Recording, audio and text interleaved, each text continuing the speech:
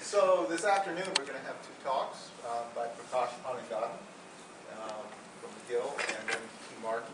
So hopefully regain his voice enough to give us a second part of this on domain theory and causal structure of space-time. I'm glad to see a number of students are here. So my emails don't just get trashed completely. That's nice to know. So welcome, and Prakash is going to leisurely take us to furthest reaches of space and time. Yes. That's right.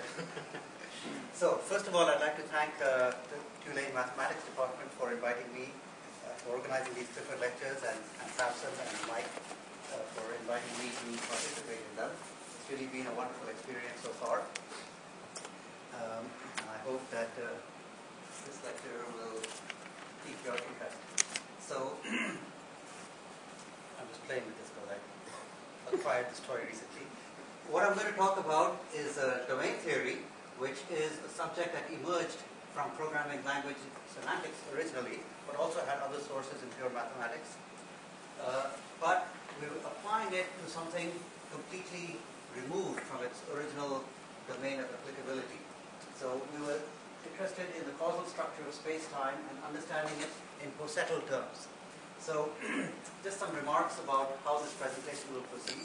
I originally gave a half-hour talk at the Perimeter Institute for physicists on which these slides are based. That was a half-hour talk, and then I removed several slides.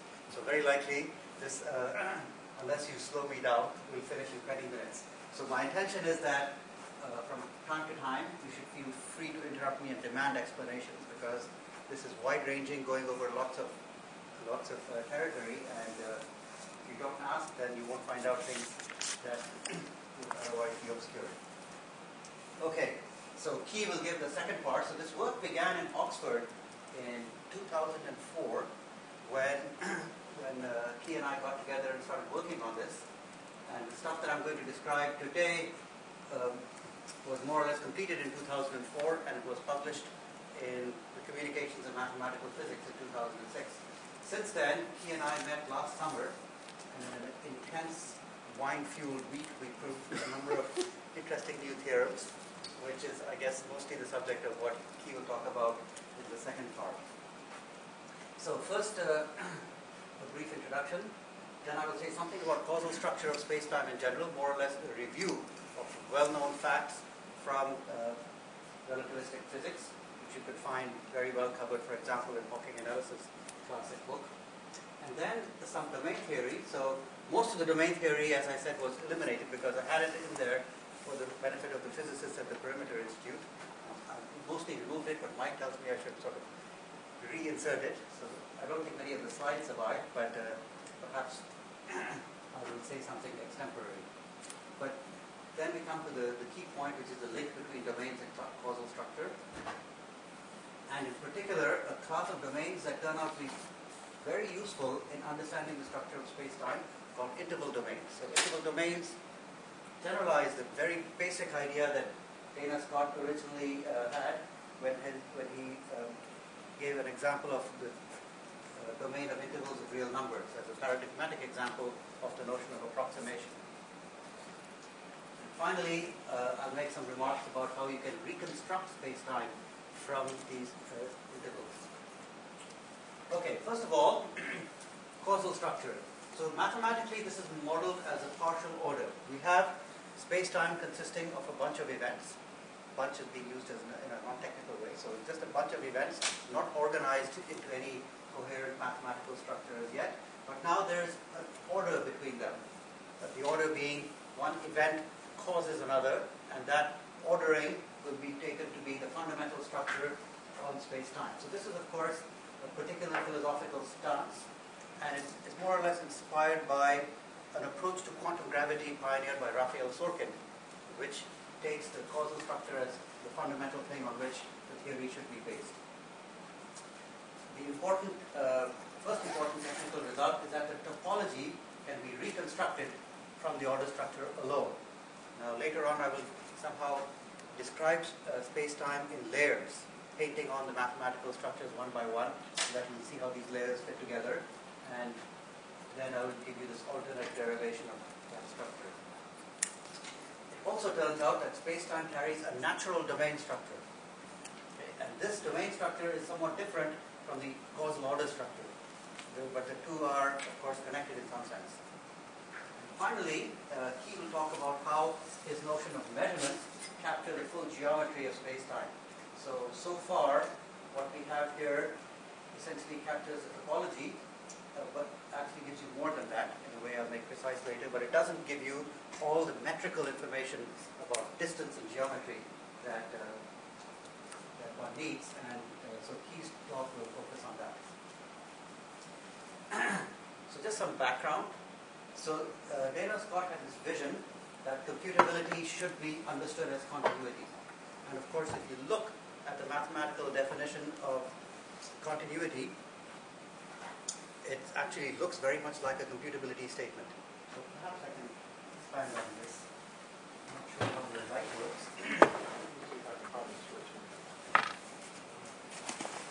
But we're saying f is continuous at x0, say, if for every epsilon greater than 0 there exists delta greater than 0 such that for all x with x minus x0 less than delta, we have f of x minus f of x0 less than epsilon. Okay, so this is the well-known definition of continuity, which causes freshmen's eyes to glaze over when they see it the first time. But if you just change these Greek letters into something that they're more familiar with, they will immediately understand it. So this is a trick I learned from Martin Escardo. So supposing you say,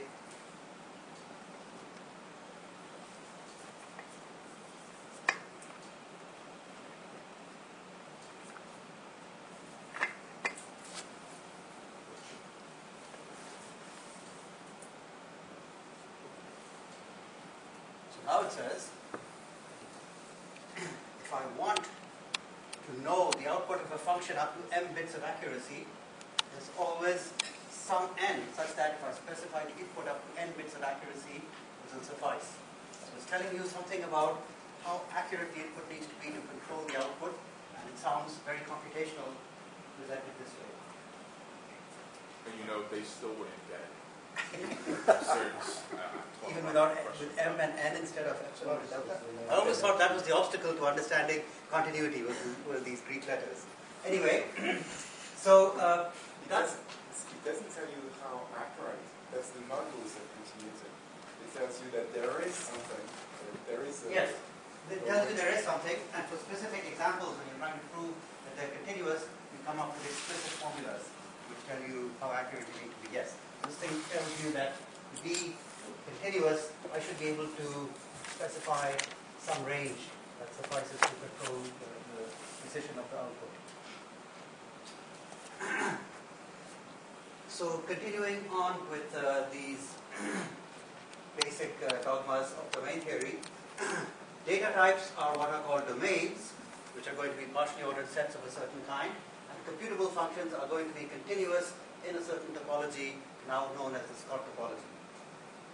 And this Scott topology sort of captures the notion of continuity that we have in mind. Now, coming now to the space-time aspect of things, space-times can satisfy various causality conditions. Okay, so basically we believe, for example, that you cannot revisit your past, but we actually believe stronger things than that.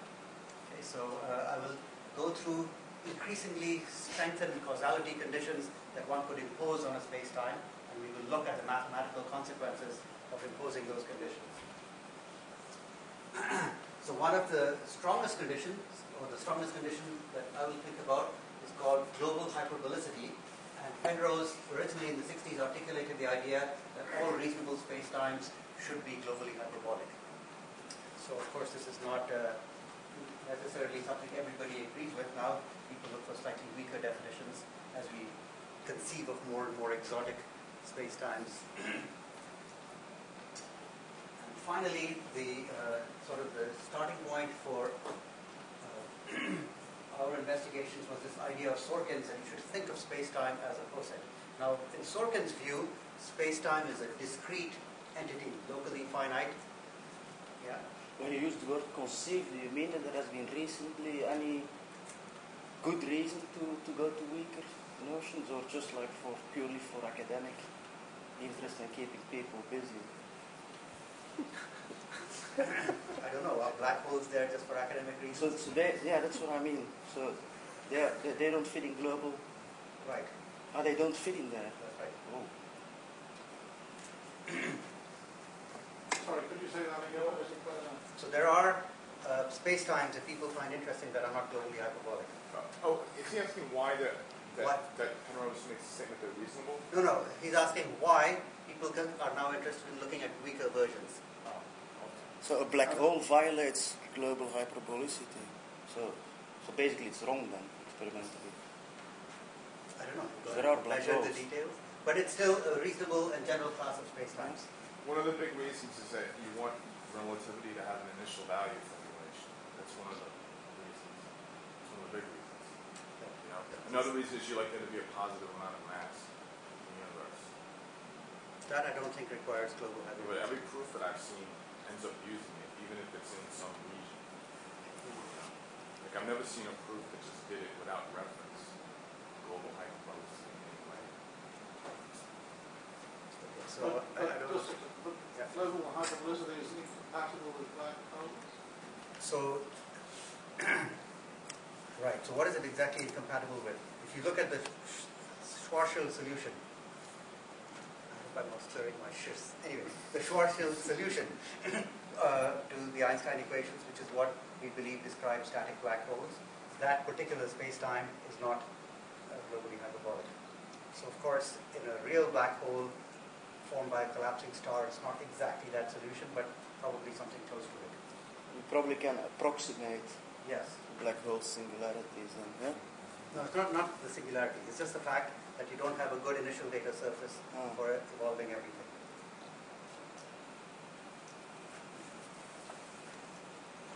So what we discovered, in fact, was that these globally hyperbolic spacetimes have very natural domain structure. That there's a precise correspondence between globally hyperbolic posets and essentially a generalized notion of interval domain. Prakash, just another question. So was the original intention of that assumption about global hyperbolicity to exclude things like rotating universes? Rotating universes? Well, the Gödel type things, where you have these causal. Oh, well, this is much, much stronger than you need for that. So Gödel universes are already ruled out just by causality, which says the causality relation is a partial order. That instantly rules out Gödel's universe. But so this is much stronger than that. So what I'm going to do later on, and perhaps it will be clearer, is to show you a hierarchy of these causality conditions. And then you will see exactly where global hyperbolicity sits. Can I ask a last stupid question? Sure. So when Penrose suggested that, was that before or after discovery of black holes? I mean, observation of them. Oh, observation of them. Definitely before. So I think he said this in 1965. 65. Yeah, but I still think the intent of the remark is that even if you're dealing with something like a black hole, you'd have like a globally hyperbolic region that's been messed up in some very precise way. I mean, that's the intent. Yeah. But people, so your earlier remark about whether this was considered just from the academic point of view also holds, of course. Many people have made up spacetimes and studied their properties and so on, not particularly believing that they're realistic. And many of them are not globally hyperbolic. Okay, so here's a quick summary of results in case the intensity of the questioning prevents me from getting there. So I'll give you in advance. So first key fact is that the causal order alone determines the topology of globally hyperbolic spacetimes, and that globally hyperbolic spacetime can be given the structure of a domain from which a nice notion of approximate point emerges. So the whole theme of these lectures was supposed to be information, physics, geometry, and so on. So at least information, physics, and geometry emerges in this structure. There's a result by Keyes, which appeared in the Journal of General Relativity and Gravitation, which shows that the space of causal curves itself is compact in the Vietoris topology. It's very reminiscent of a result of Sorkin and Ulgar, and this is an important fact used in various approaches to proofs of the positive energy conjecture. Something which we were supposed to do, but one day maybe. And finally, just as I said before, the geometry, the actual length scale can be captured by the notion of measurement. And this paper is supposed to be in preparation. One day we'll really write it.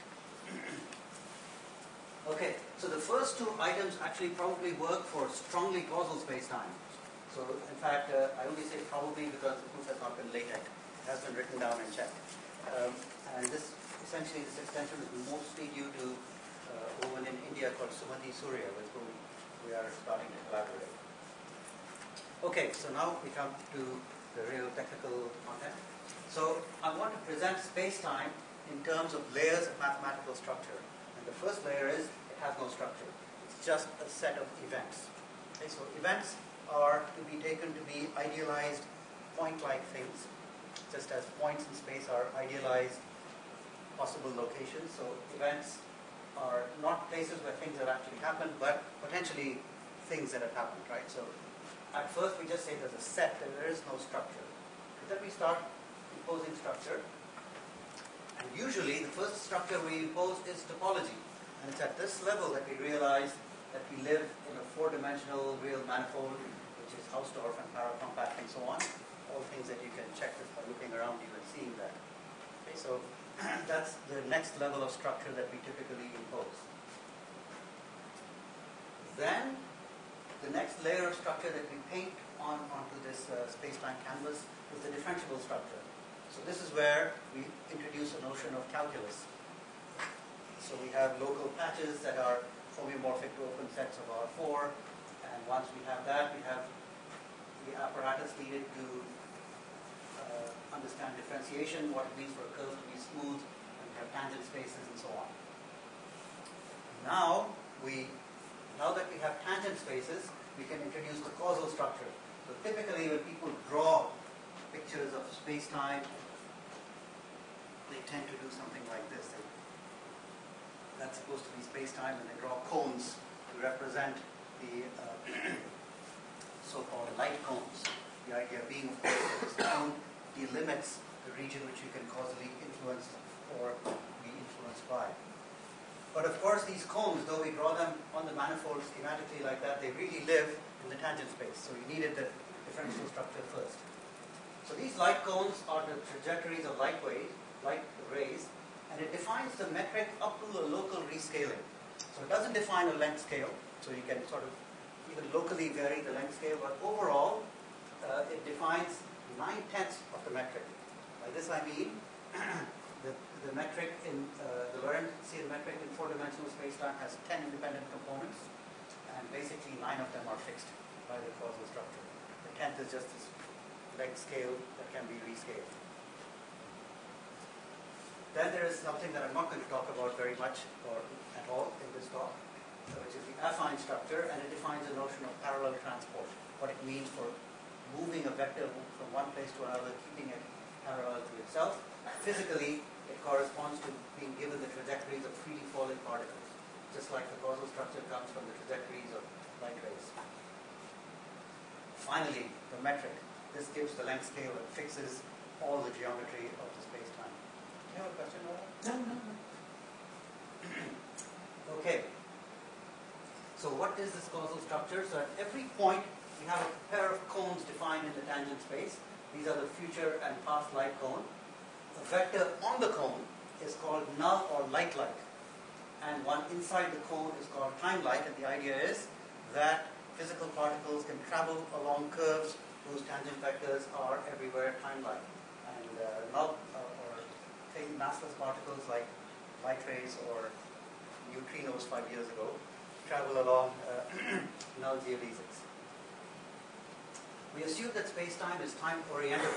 In other words, there is a global notion of future and past.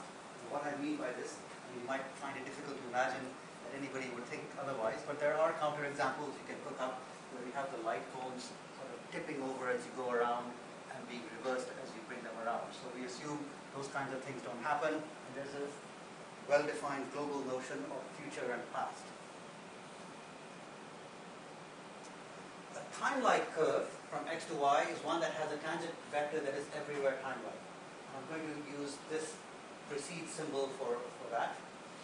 In most relativity books, they use this notation, but in domain theory, this is used for something else, called the way below relation, which I will define presently. And so in order to avoid notational clashes between these two completely different things, I'm going to use different notations. A causal curve has a tangent that at every point is either time-like or null. Okay, so causal curve connects, basically is a thing that can connect two points that could be influencing one another. Well, the past one can influence the future. Okay, so we write the ordinary less than symbol for that. A fundamental assumption called causality is that this is a partial order. So this immediately rules out Gödel's universe and other even more pathological things like top-knot space. So Penrose and Kronheimer gave axioms connecting these two kinds of things, and in their paper they showed that these axioms hold for the usual model of space-time as a Lorentzian manifold, etc. Okay, so some notation now. Let me define this set I plus of x. So x is a point in the manifold. It's a set of all points to the causal future of, to the time-like future of x. Okay, so it's the interior of the future light cone emanating out of x. And similarly, we can define I minus for the past light cone. Again, I emphasize interior of. And just as I used the time-like curves there, here I can use causal curves and define a set J plus and analogously J minus. So these four things play a big role in the structure of space-time. So, just some facts that I'm not going to prove. I plus and I minus are always open sets in the manifold topology. J plus and minus may not always be closed sets. And I guess the canonical example where that happens is when you drill holes in space-time.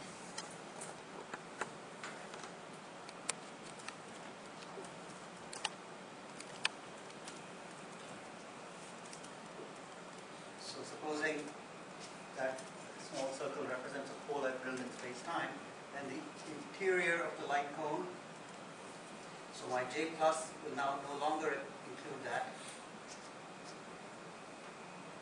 It will be a dotted line like that. And so J plus in this case will not be closed. So space-time may not have J plus, J minus closed sets, but I plus, I minus are always open sets. We're going to assume what's called a chronology condition, which is that if x is to the time-like past of y, then y cannot be to the time-like past of x. So this order is irreflexive, so I can't just say it's a partial order, I have to say it like that. Causality, of course, is a partial order, so it satisfies anti-symmetry. Now, the causality condition. So I've already said space-time, the order is a coset. So now we're going to impose stronger conditions. Okay, so here's a whole suite of stronger conditions that one might think of imposing. So first one is called path distinguishability, which says the paths determine the points uniquely. So I minus of P equals I minus of Q, this can only happen if P equals Q. And analogously, you can have a variation called future distinguishability, where if the futures of 2 points coincide, then that can only happen if the points themselves are the same.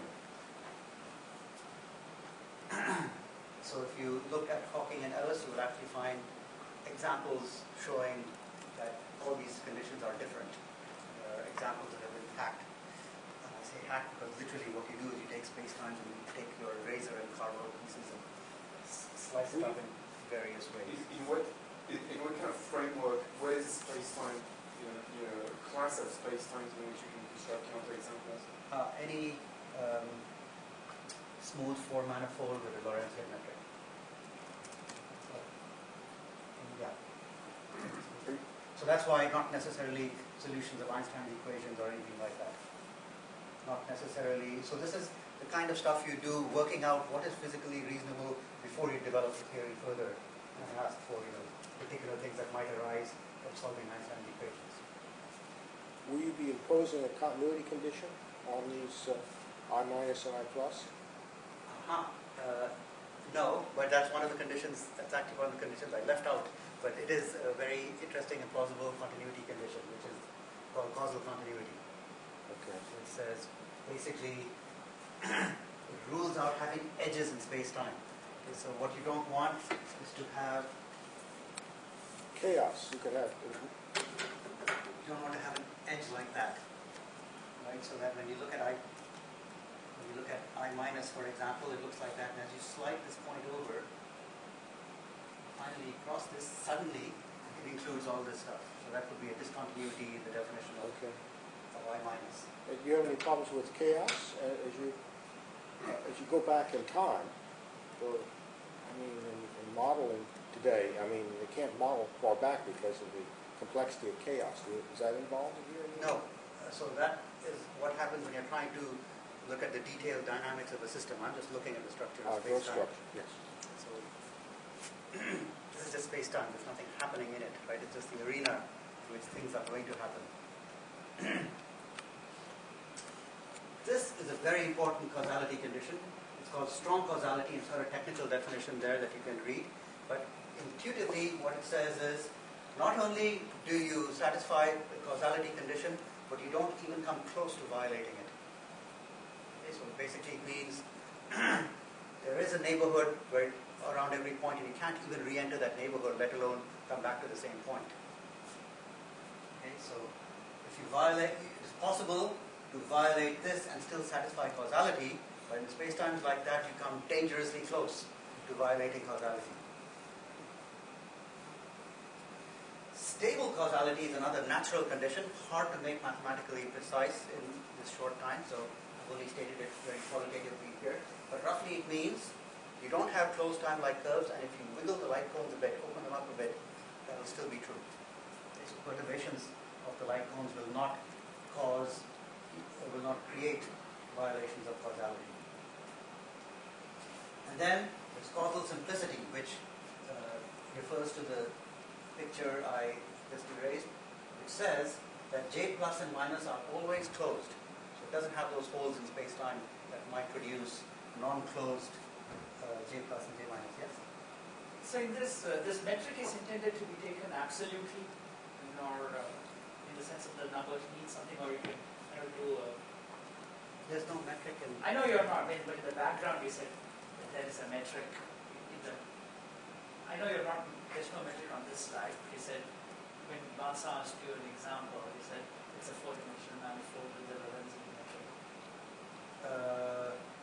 You know, the perturbations of the metric. Ultimately, when you have the real metric, that, for example, Q talked about, that metric is meant to be taken literally and it has physical meaning.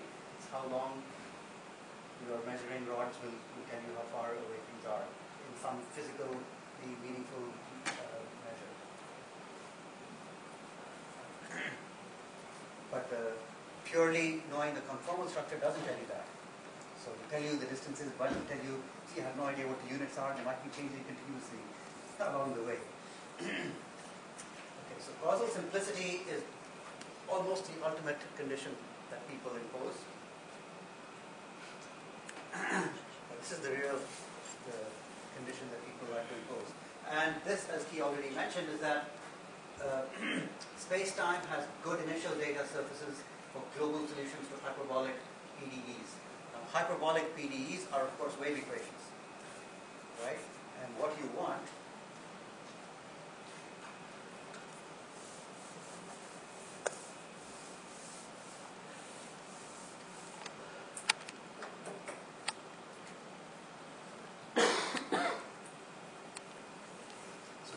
there's your space-time. Not much is happening in this one. But you would like to say there's some slice, some space-like surface, such that if I give you all the values of a certain field and its derivative, I will be able to evolve that and figure out the solution of the field equations everywhere. And the kinds of equations for which I want a good initial value surface are essentially second order PDEs of this kind.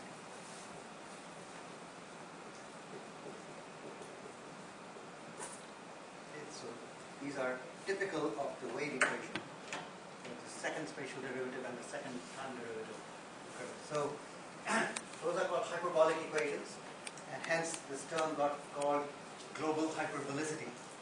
Global solutions to hyperbolic wave equations. So this word sounds impressive, but it means this very intuitive thing.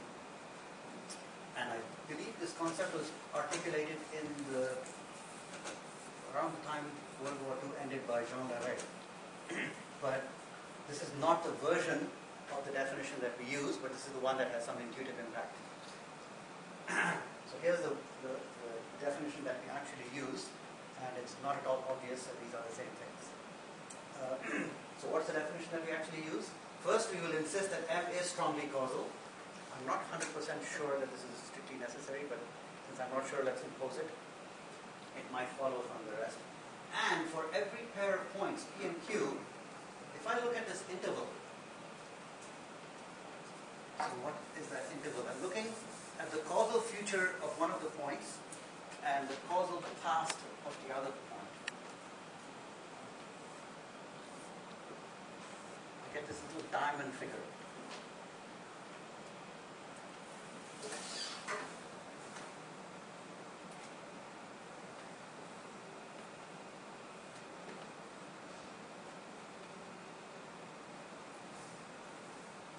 So, to the causal future of P and the causal past of Q, so I get this diamond figure. These are called intervals. So the requirement is that every such interval is compact. Okay.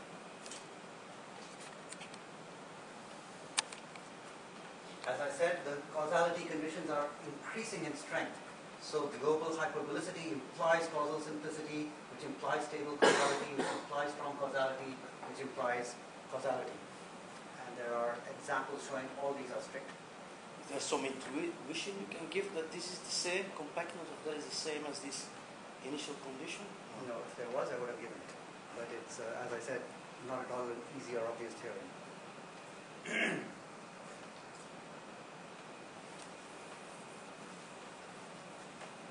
Okay, so I'm going to need this theorem of Penrose's.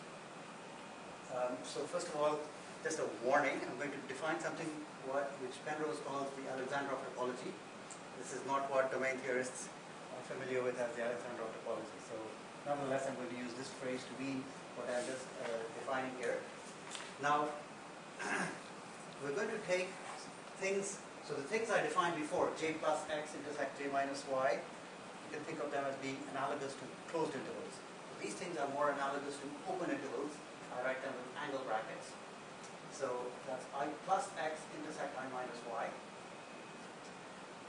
The sets of this form a base for a topology on M called the Alexandrov topology. And what Penrose proved is that the following are equivalent. The space-time is strongly causal. The Alexandrov topology agrees with the manifold topology. So these open intervals form a base for the topology. That's equivalent to it being strongly causal. And the Alexandrov topology is Hausdorff. So all these conditions are equivalent. So there's a nice readable proof of this in this extremely thin but wonderful little book called Techniques of Differential Topology in Relativity. Yeah, by agrees, do you mean is a refinement of or is the same? Same. The same. The same. Okay, now for domain theory.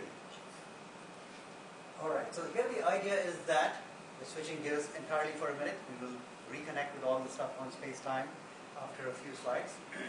So here the idea is, you want to capture some idea of computation as information processing. And so we would like to think about data as carrying information in a qualitative kind of way, not in the information theoretic sense of measuring the amount of information, though that point of view can be reconciled with it essentially through work of Key and Bobbs. So order, we're going to view the order that arises in domain theory as capturing some qualitative notion of information content. Data types are organized into domains, so-called, which are directed complete posets.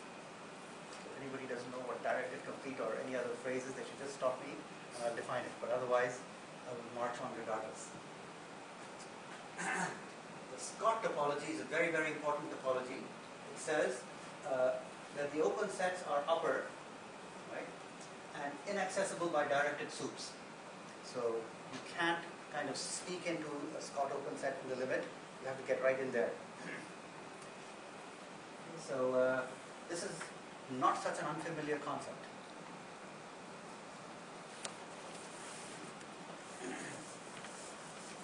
The idea of being inaccessible by limits is, of course, exactly what open intervals in the reals.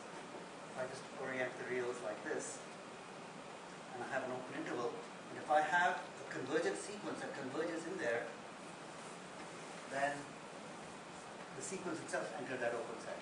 It can't just sort of sneak into the open set without touching it itself.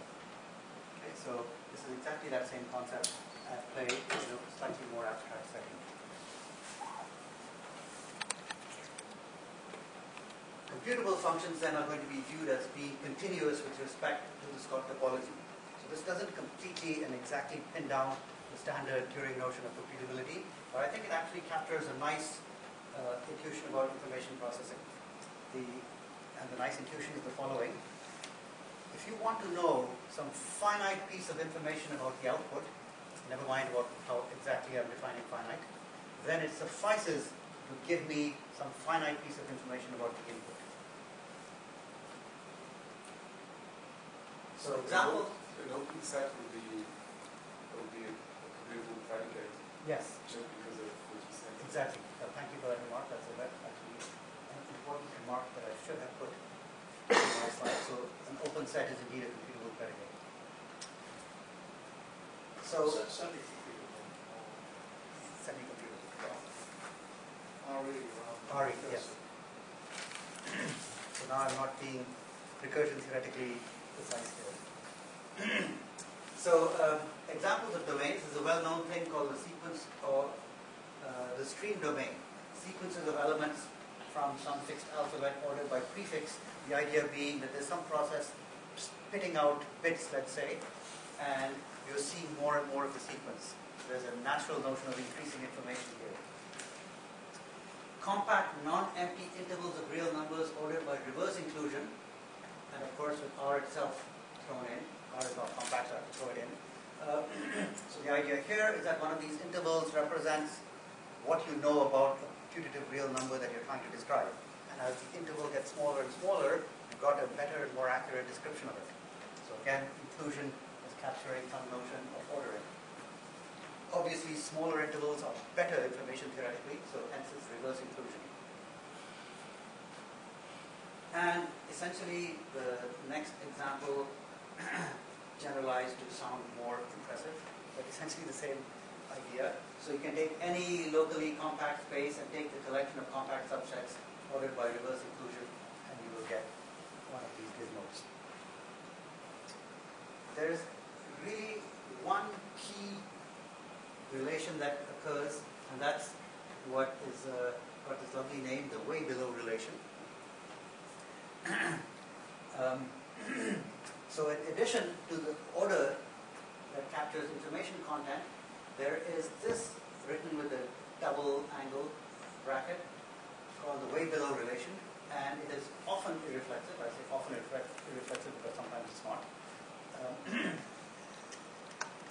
It's transitive, and it means this. If I say x is way below y, it means that x has a finite piece of information about y, or x is a finite approximation to y. As I said, sometimes it isn't irreflexive. So when you have x way below itself, you say that x itself just carries a finite chunk of information. Okay, so this is really finiteness captured abstractly without actually counting or measuring anything. So note that this relation is constructed from the order that you're given. So if you're given the order, you can actually define this way below relation and I'm not sure, yes, there is an official definition of it. And maybe it's actually worth going through this definition. So it's written there, of course, but the picture is probably more conspicuous.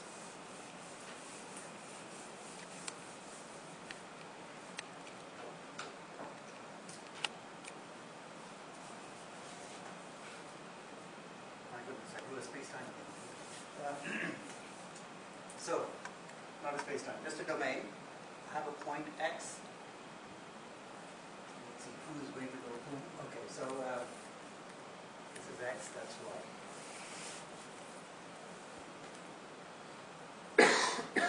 So what it means for X to be way below Y is that, let's say, we've got some computational process that's meandering along, and eventually it ends up, looks like it's heading for Y, but it sneaks above it and gets above Y, right? It lands at some point Z. Then, somewhere along the way, you've already got above X. It cannot be that in the limit you got above Y without ever getting above X. Okay, so somehow there's this essential chunk of information here that you must embody. Am I right that the way Sorkin sort of imposes this is just by finiteness or local finiteness? So Sorkin doesn't do this at all. So he has this property called local finiteness. It's like a much simpler version, or a much more restricted I version. don't know that it's a version of this at all. So what he says is that between 2 points, there can be only finitely many interpolants. Yeah. That's like a trivial example of That's local hyperbolistic. Yeah. Is this like if you took the set of subsets of a topological space, you required the closure be compact? Yes. So in fact, yeah. So this is much more a more general way to do what Sorkin is trying to do. Yeah. There are people that would agree with that statement, but we can't say who they are. And there are people who would disagree with that statement. I think we're trying to do different things. So I don't think you should say, like we're trying to do what Sorkin's trying to do, or that anybody's trying to do anything. So they were both exploring. Just technically, if you sort of say, and I think it's generally true in their setup that every element in one of their causal sets has only finitely many predecessors. And that's certainly an algebraic, kind of... No, that's not always true. So sometimes they only impose... Sorry? No, that's what I'm... That's very strong. That is very strong. Yes. Is that not generally? No, it's not. Because I thought they built up the universe. So that particular construction that you're remembering, the stochastic process that generates the universe, Yes. does have that property, but not all the spacetimes that they consider come But with to that. be fair about it, at least we're saying what a globally hyperbolic partial set is, and I think it's evident from this conversation that everyone's quite sure what a causal set is. So we should say that. Right, I mean there are... Well, maybe people not here who... Well, if somebody does, just... There is a blog at the website, so they can complain.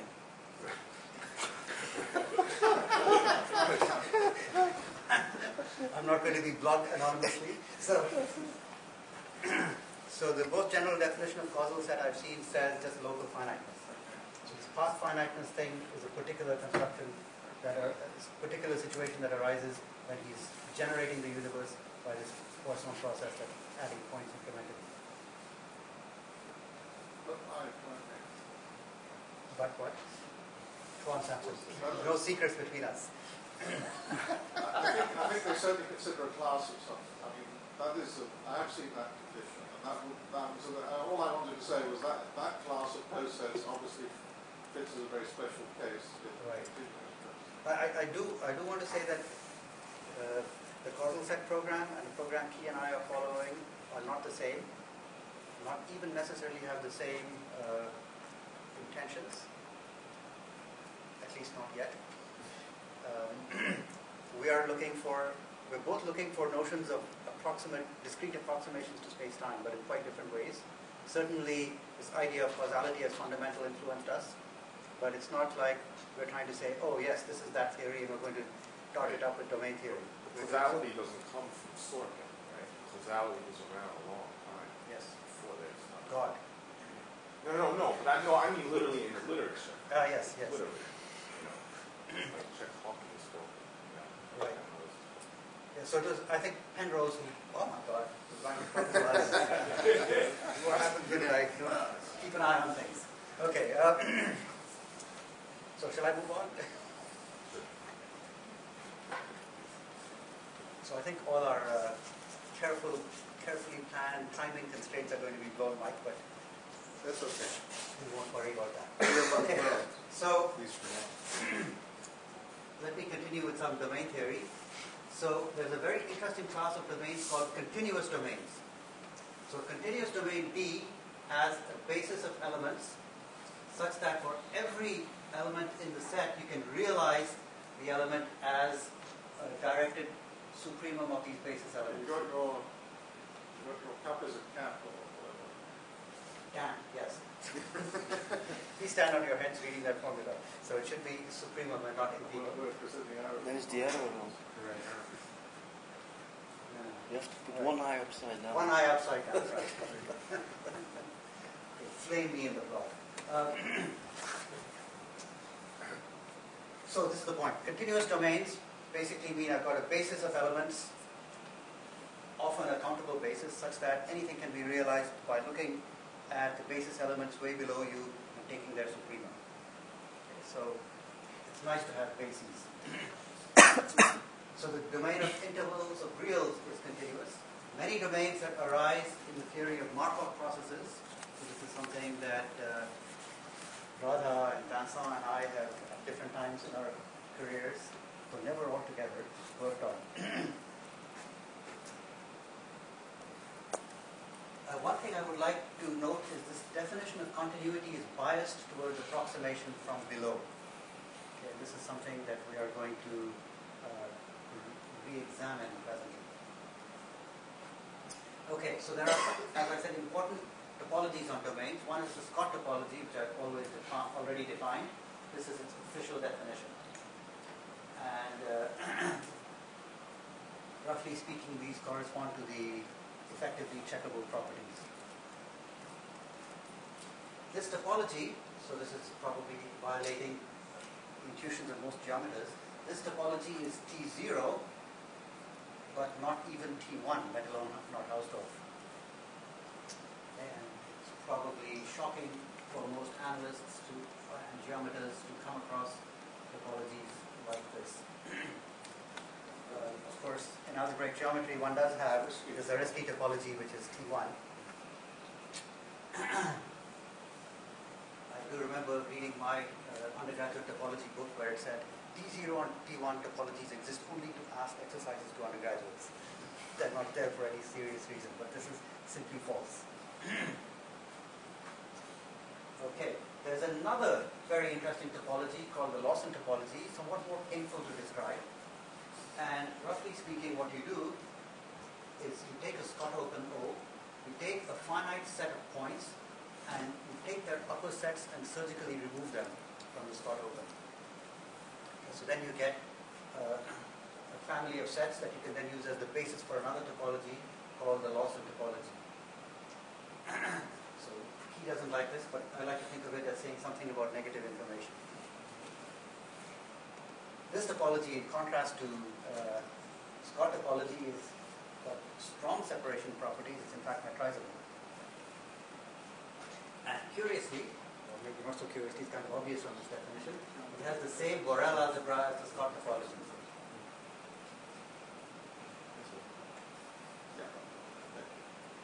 Okay, there's yet another topology that's of interest, which is the so-called interval topology. And here what you do is you take 2 points and you look at everything way below the upper one and way above the lower one. Okay, so this is like defining open intervals.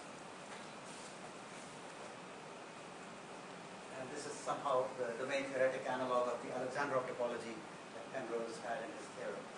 Okay, so I'm repeating that warning about this word Alexandrov topology. Okay, so finally, I get to state a theorem. So let M metric G be a spacetime with Lorentzian signature? I may not have said so far what Lorentzian signature means, so let me say it now. This causes a lot of confusion for people who think of metrics as being always positive. But if you look at the metric tensor on space-time and you look at it in a basis, it will be, of course, a real 4x4 symmetric matrix. And if you look at the diagonal, or if you look at it from the basis in which it's diagonal, the components along the diagonal will have those signs. Minus, plus, plus, plus. So it's not a positive definite thing. This is called the Lorentzian signature. And it's a deep fact that it's only with that signature that this whole causality theory thing makes sense. If I had two negative signs, nothing would make sense. Okay, so the theorem. If I've got, so this is saying I'm living in the ordinary classical world of space-time. I have this notion of causal order which I defined, that there is a causal curve from x to y. Remember I said once you have such an order, you can always define a way below relation.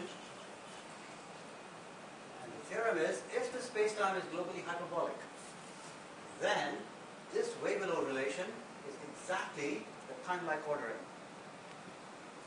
So remember I said I didn't want to use the same notation because of notational clash with domain theorists. But now the theorem says we don't have to worry about that notational clash because they're actually the same thing.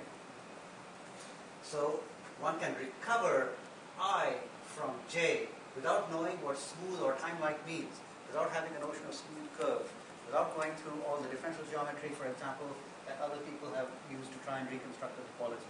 It comes straight from the order alone, and nothing but the order.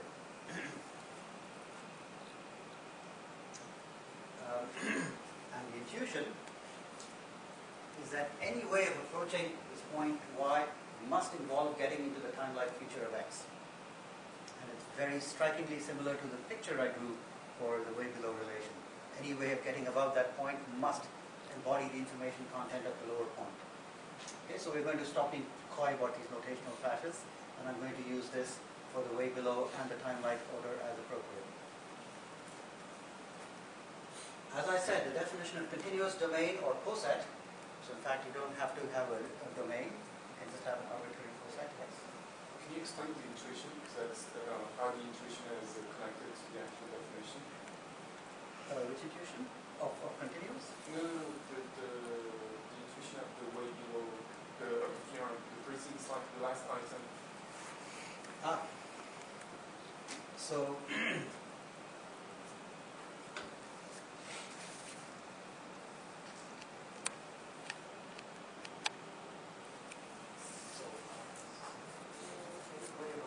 y. So let's say that's y. Let's say x is way below it, or in the time-like half. I'll discover that these things mean the same thing. So supposing I'm trying to get to y. Right? There's no way I can get there without at some point entering the future of x.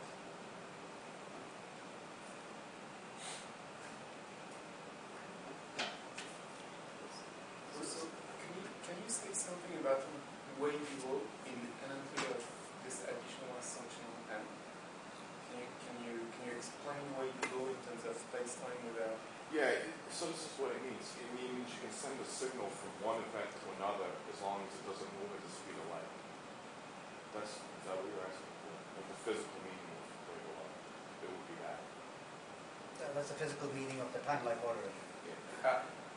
So I'm asking for the physical meaning of when they're not equivalent. So is there an independent physical meaning for way below?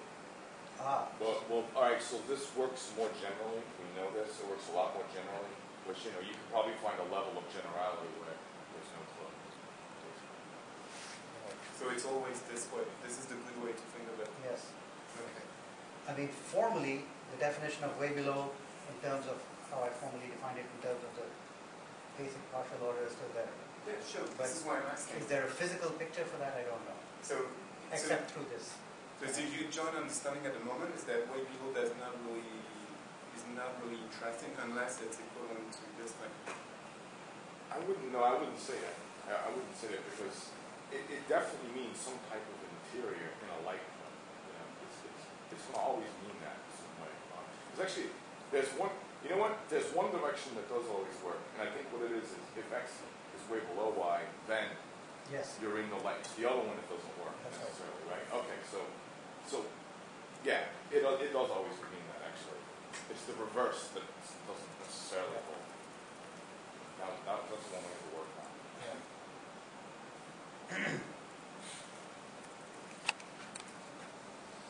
So the definition of continuous domain of coset is biased towards approximation from below. So if we symmetrize the definitions, I'm not going to spell out the details, we get a concept called bicontinuity. So just as you wanted to talk about soups of directed sets reconstructing the point, now we can talk about ints of filtered sets reconstructing the point. And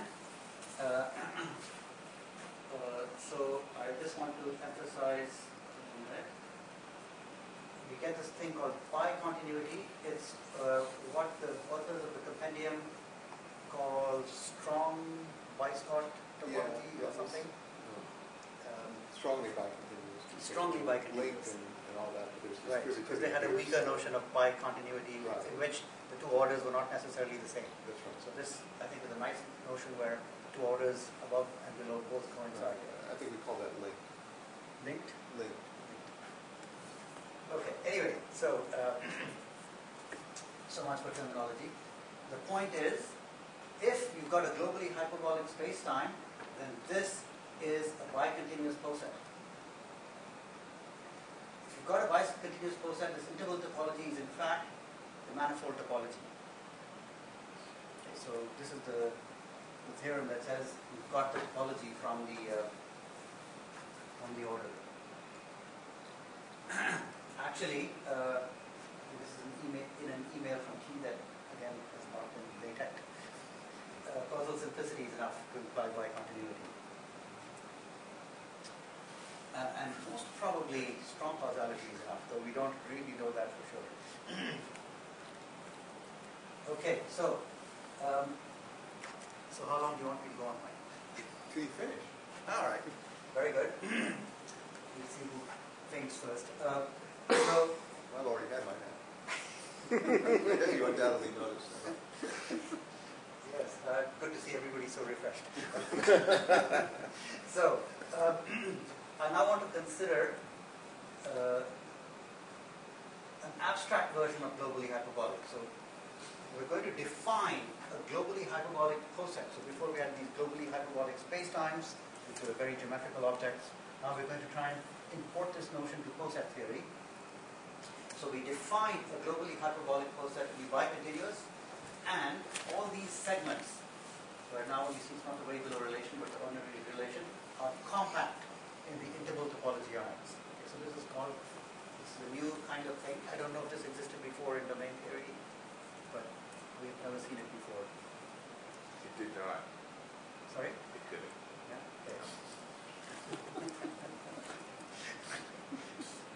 He has burned all the books in which it was mentioned. No, I just went through them after you asked the question. So here's a very important example of a domain. It's the interval domain over the real. So the collection of compact intervals on the real line. So what do they look like? It's just the closed intervals ordered under reverse inclusion. So this is an omega continuous directed complete partial order. It's usually one of the first ones taught in an elementary course on domain theory, and it's an excellent source of beginning exercises, like showing that, showing all kinds of things, like what's the Wavelo relation exactly. And of course, for directed sets, the soup is computed just by taking intersection. Now, the Wavelo relation in this interval domain, so the interval I is way below J, if J is contained in the interior of I. If J being contained in I, so it's the ordinary ordering. So J being contained in the interior of I is what the Wavelo relation is. And if you take the intervals with rational endpoints, you get a countable basis for the interval domain. Okay, so this is a very nice example. called the interval domain. The other nice thing about this example is that if you look at the maximal elements of this domain, you reconstruct R. So it's like you've built this substrate.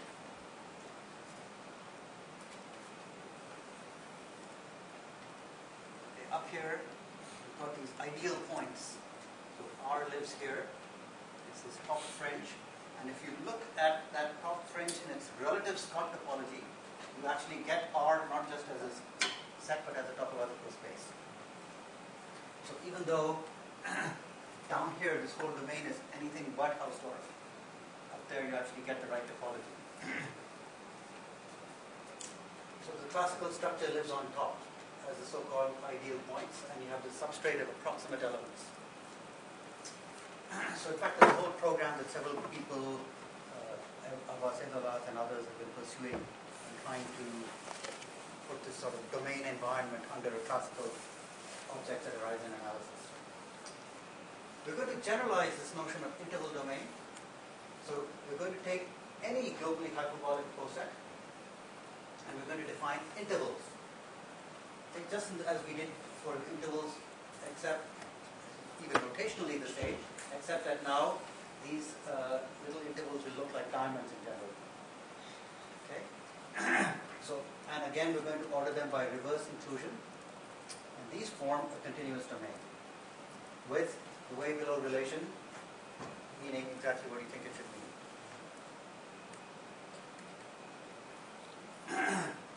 This X has a countable basis if and only if the interval domain is omega continuous. And indeed, the maximal elements in the relative Scott topology reconstruct X as a topological space. So this whole, everything about the interval domain that you knew IR actually just translates to arbitrary globally hyperbolic process. In fact, you can reconstruct space-time, not just knowing the causality, but you can also reconstruct it just from a discrete ordered subset of it. So if you take a countable dense subset of C of M, and you do a standard domain theoretic type of construction, essentially a small variation of the ideal construction, you will reconstruct the topology as the maximum, you will reconstruct M as a topological space from the same kind of way as the maximal elements of this domain that you build using these intervals. Okay, so thus, from a countable subset of the manifold, we can reconstruct the whole manifold. So again, this is probably a good place to emphasize the difference between our viewpoint and Raphael Sorkin's.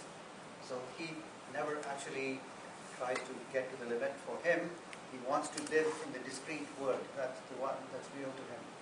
Okay, so the continuum is kind of a classical limit. So one can define categories of globally hyperbolic cosets and an abstract notion of interval domain. These can also be organized into a category. So there's an axiomatization that I'm going to spare you, but it's in the paper. So that we're axiomatizing the notion of what it means to be a general interval domain. Magically, these two categories are equivalent. The category of interval domains and the category of globally hyperbolic cosets. So in fact, any globally hyperbolic coset carries this, can be made into an interval domain. Not made into, but one can use the intervals of the globally hyperbolic coset to construct a nice domain. And really those are the only ones for which you can do this nicely. So the globally hyperbolic spacetimes are domains, not just cosets. Recall all the earlier stuff we did was not really happening in domains that were continuous cosets. But these are real life domains with all the completeness properties. Of course, in this domain, it's not the causal order, but the order coming from the notion of intervals, i.e. from the notion of approximation. The causal order is living on that top fringe and can be reconstructed from the axiomatization that we have given for interval domains. I really want to do this. Let me see. Right, okay, so space-time as a domain, you can make a domain of intervals like that. For globally hyperbolic spacetimes, these are always compact and the order is indeed inclusion. The maximal elements are the usual points. the other elements are approximate ones. So I thought I would end with some really wacky remarks. Everything goes public. You should realize this. I can't make wacky remarks in public.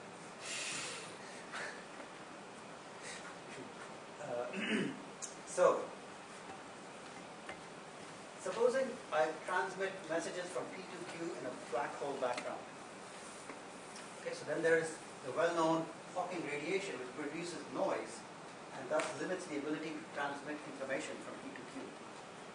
Okay, so you can ask questions about what is the channel capacity of a path from P to Q. Okay, so we can view paths in space-time as channels, and we can ask what's the channel capacity of this thing, and what is its measuring. So in this way, the capacity becomes a probe of the geometry. And ultimately, I want to really, and of course Key also, we want to really use information theoretic notions to probe the deep geometric structure of space-time. And Key has very analogous ideas about how to use time capacity in curved space-time to measure the geometry. This is not completely as wacky as it sounds, so I'm working with Patrick Hayden and Camel Bradler on doing things like this in the Rinder wedge. And those of you who will be continuing with next week's workshop will get to hear about it there. Okay, so so that's a reference to Camel Bradler, a postdoc at McGill. So he's actually done work on this. And it's time for the next talk, which will be onwards to geometry.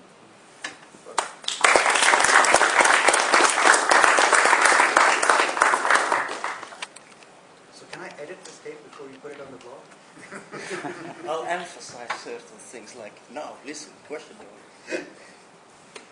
Questions? Have you mapped this last let's probe the space-time like by sending bits and seeing how noisy it is to the preceding development? How do I no, it's really, as I said. Keith's going to explain that maybe. I might talk about it at Bel Air, so you can get me in on the line. Yeah. But yeah, I mean, if you're It asking, isn't it's somewhat of a jump. like if you're asking how do I take two events in space-time and basically construct a timing channel whose capacity I can calculate, like there are a couple of different ways you can do that. I mean, it's not even clear which one to do, right? But I'll give you a really good reason in this talk to believe that those quantities are quite meaningful for things like topology and geometry. Pass that over to So should we have a Yes. break? Yeah, I've got another question. Yeah, sure. So you said this is space-time where nothing happens and there's no equation for the evolution of So it. when I say nothing happens, I mean there's no matter in it. Okay. And so if you look at general relativity, there's this background, there's a space-time, then there's matter in it, and there's this interaction between the matter and the geometry through Einstein's equation. So all that latter stuff I'm not doing or considering. I'm just looking at the structure of space-time. So I've got no clue what Einstein's equations are, but they're going to be the rule for evolving space-time, right? They're the rules for describing the interaction of matter and space-time. So matter produces the geometry of space-time. That's what Einstein's equations do. Continuously produces, so produces also time, I suppose. Anyway, Yeah. whatever. Let's say, grant me I'm making 10% sense. So my question is, the notion of event usually is obtained by applying rules to something. And an event is the instance of applying something. Yeah, so you're thinking of events as things that happen. And that's, so what one might say, look, a point in space is a place where something is, but there are also these points where there's nothing, right? So these potential locations where you could place things. So similarly, the events I'm talking about are really the background where things could happen. It's not a real occurrence of it's not, the unfolding of a physical process. So when physics happens, is it leaving off the space-time some potential events? The space-time is the arena on which the physics happens. And the actual things that happen is the dynamics of matter. So is it in the same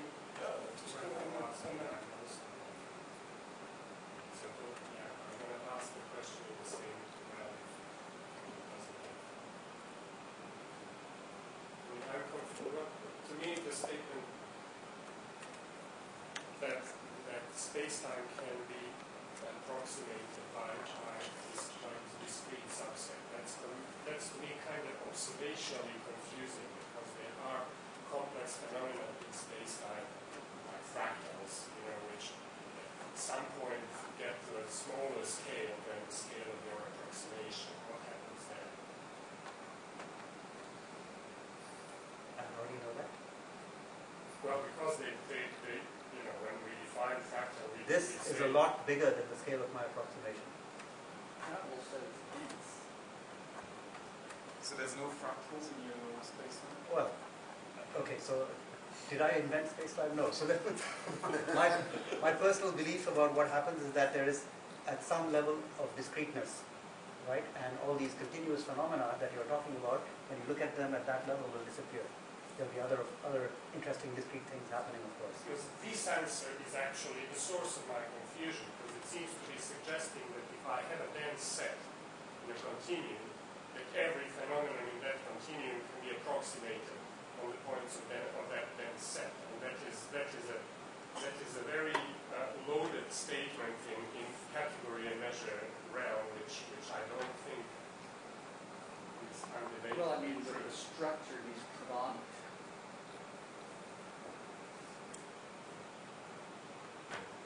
So, first of all, you said, so let me sharply disagree with some of the things you said. So, first of all, you said that there are phenomena we observe in space-time. So, I frankly don't believe you. You have never observed phenomena going below the Planck scale. There's a discrete numerical number I can point at and say, you, Disco Pavlovich, have never seen anything smaller than that. That is the point at which you're going to attack the answer to this question. I was hoping you would do better. I mean, gosh, I was hoping you would understand better. No, No, come on, you can't just be snide. You have to have a response. So I'm saying that no experiment that we have done has probed arbitrarily deeply into arbitrarily short length scales. So there's no experimental fact that you can point to and tell me, oh, this shows that something below the length scales that you're considering happens. At the beginning of a book about fractals, they're going to tell you that, what's the length of the coast of India. We don't have to go into physics experiments to say that there are phenomena of continuum which I don't understand how. I mean, I'm not. Hit him on the way past, Keith. I just don't. I'm not bringing doubt into any of this. All that I'm saying is that I'm kind of, I don't understand how to place this fact. I do believe that there is a dense set which approximates the space. Oh no, I'm saying something else. I'm saying there's a not dense set. Well, discrete set which approximates its structure. Okay. Yeah. Which is right. Approximately like space-time, and on larger scales it looks like a continuum, and at smaller scales. But that's just my belief. I could be totally wrong. But so the point is, we have never seen anything in any laboratory that will discriminate between these two views right now. You and me, we are complex phenomena. Where is complexity of the world hidden if the world can be approximated by discrete set? Gentlemen, there's lots of room in discrete sets. To quote or paraphrase Saunders McLean. Right. So all the complexity which is happening in between. There are great, big, huge discrete sets in which all kinds of things happen. More things than you can write down. Is there a question? Sure. There's also the issue that your thing is trying to approximate certain continuous.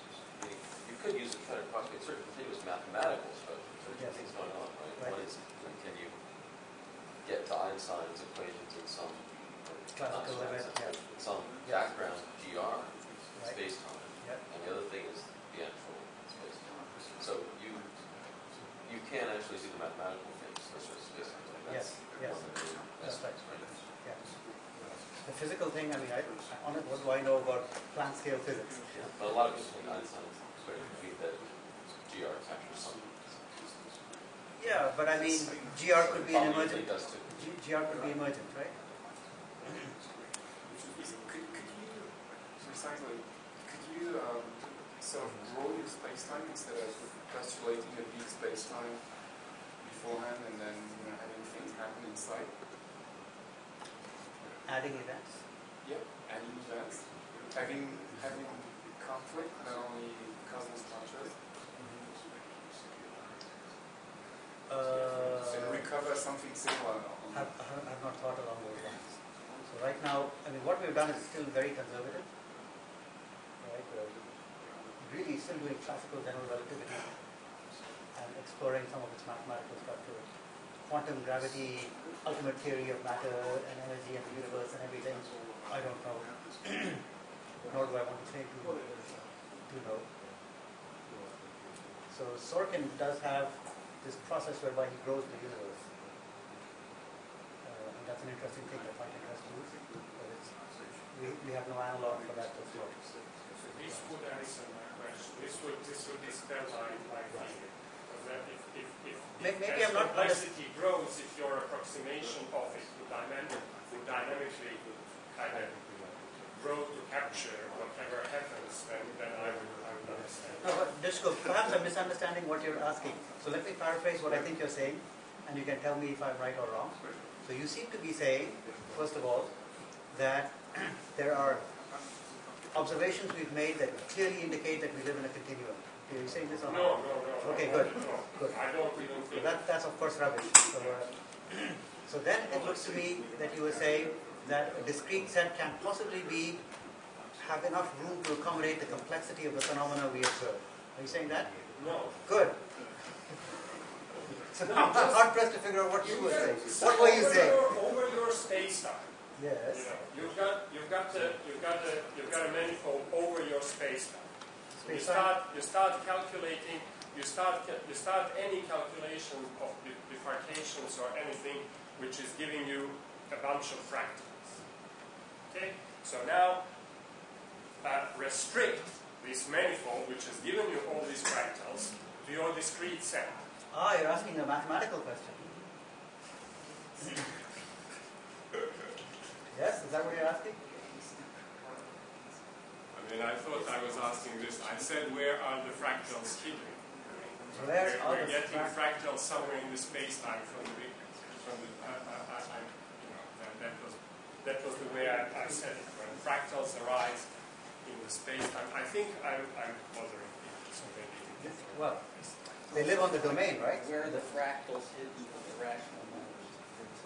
Well, when you restrict the real number systems into rational. Right. So the thing is, if you restrict your functions, which is given as reals, the rationals, and if you have said in the beginning that it's a continuous function, you didn't lose anything. But it seems to me that here we are not restricted.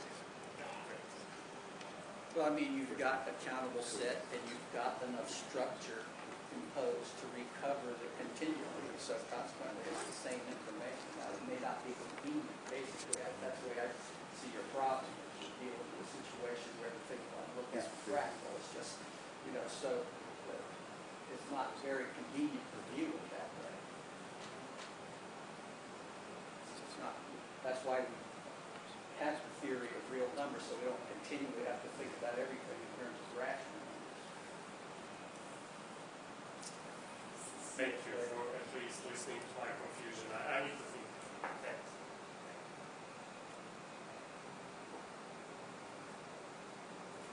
So shall we call it a day?